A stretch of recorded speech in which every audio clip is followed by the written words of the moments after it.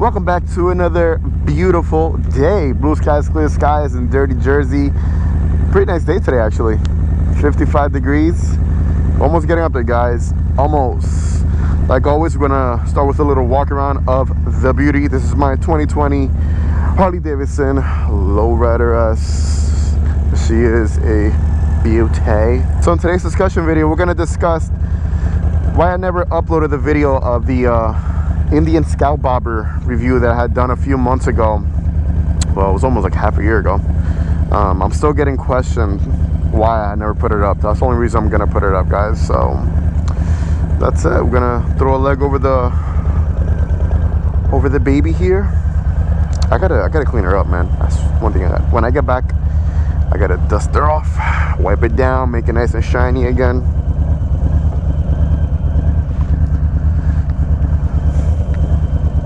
Oh, my little Green Reaper. I wish it would stay this nice out, man. It just feels great today.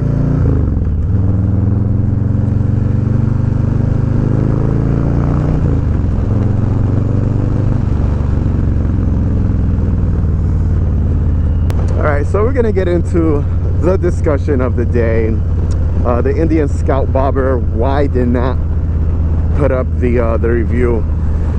I'm gonna give a few reasons why right now. Well, there's only one reason really. The video was kind of crappy. I don't know what was wrong with my camera that day, but I did the review on the Chieftain and that was fine.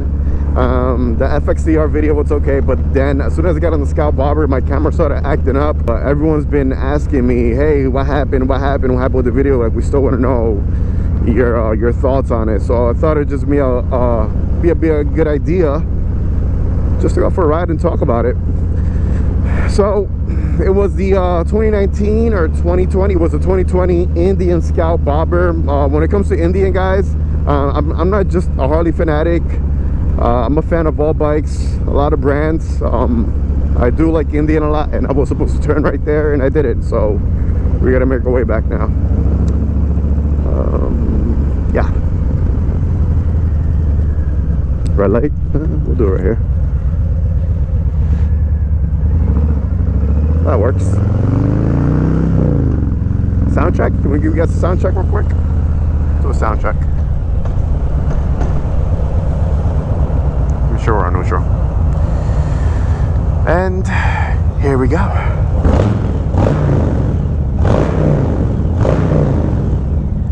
Yeah, I love it. But anyways, the 2020 Indian Scout Bobber. I do like Indian. I'm a big fan of the Chieftain. I think the Chieftain is a beautiful bike, and they got something going on really good that Harley Davidson doesn't. That's the wind, the whole fairing in the front. The way you're able to adjust the windscreen, and it'll literally pop up. So when you pop it up, you'll get no buffeting whatsoever. Unlike when you're on the street glide, where that buffeting on your head is extremely annoying. It sounds awful. It feels awful. I mean, there's ways around it. You could just buy an extra one, but I mean, it's pretty cool that on an Indian motorcycle, you're able to just press the button. The thing would just literally adjust up. I love that. The whole design of that bike, beautiful, gorgeous. You know, the whole thing about people going back and forth with Indian and Harley Davidson, how Indian copies Harley with the bikes and everything like that. Like, I don't think it's a copy. That's a lot of people's arguments. Where it's like, oh, well, they're copying this and they're copying that. It's not a copy. I mean, if that was the case, then every car manufacturer will be literally complaining about every little thing that another car manufacturer does. Oh, you got a four-door? Well, we're making a four-door. And oh, you're copying me. And oh, you got a convertible, and now that car's a convertible, so you're copying me. It's not like that. I mean, yes, Harley Davidson came out with the first, but I mean, Indian's actually taking the idea and doing different things with it. And I mean, at the end of the day, that's all that matters. If you're able to take one thing and make it better, or you know, whatever it is, then that's fine. So Indian Chieftain, to me, it gets 2 thumbs up. I love that bike. The FXDR, as you saw in that video, I hated it. I did not like it whatsoever. Now, the Indian Bobber, prior to me having my 2019 Iron 883. Obviously I was looking at the 883 and I was looking at the 48. But prior to me looking at the 883, I was actually looking at the bobber, to be honest with you. The reason why I ended up going with Harley was because of Harley's history. Harley just has more of a history, and I just ended up liking the Iron 883 much more. It was more customizable, it was a little cheaper, and I just fell in love with it, right? Now when I got on that bike and when it came to the ride, it wasn't the best. I mean, the suspension, very, very rough. Very rough. I mean, if you've ever gotten an 883 and you've complained about that suspension, well, the Scout Bobber is tremendously worse than that. It's much more rougher, and it's not the type of bike that you want to take around, you know, on a long ride, because you're not going to be comfortable. It does have fork control, so I mean, for you taller guys, it is much better for you to just get on there. The fork controls definitely help you be in a more comfortable position. But the suspension, horrible.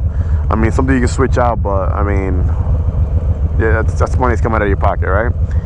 I mean, the whole design of the bike I think is pretty cool for what it's built for. I think it's more of a around the town bike, type of bike that you'll take out, you know, on a Saturday or Sunday. You want to go bar hopping, or you just want to cruise around your way. You're not really going to be doing, let's say, a 200-mile ride in and a 200-mile back. You know, like that's I don't think that bike is more for that. It's mostly for more around town. If you're going to be commuting around your way, maybe your job is 20, 30 minutes away, 40 minutes away, then that's fine. Just not long distance whatsoever. Seat comfort on it was kind of bad as well. Like, the seat was pretty rough, if I may say. What else? Torque. When it comes to the torque was definitely there. The bike felt good. You instantly felt the power. I forgot how much torque the bike actually has, but horsepower, I know they're running at 100 horsepower, and the bike is, I mean, pretty light. So being the bike is light, you know, with that much horsepower on it and a pretty good amount of torque, the bike does feel really good, especially being that it's so nimble. So it felt good riding around. It just felt really rough, and that's what mostly I can say about it. I don't know if me personally, if I could, or if I would ever get an Indian,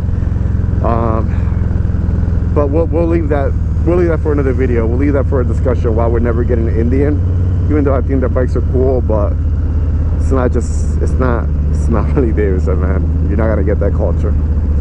I mean, that's my little short review on the Indian Scout Bobber. I mean, if you're interested in that bike, I mean, go ahead and try it, man. I mean, I've seen a ton of people who love that bike.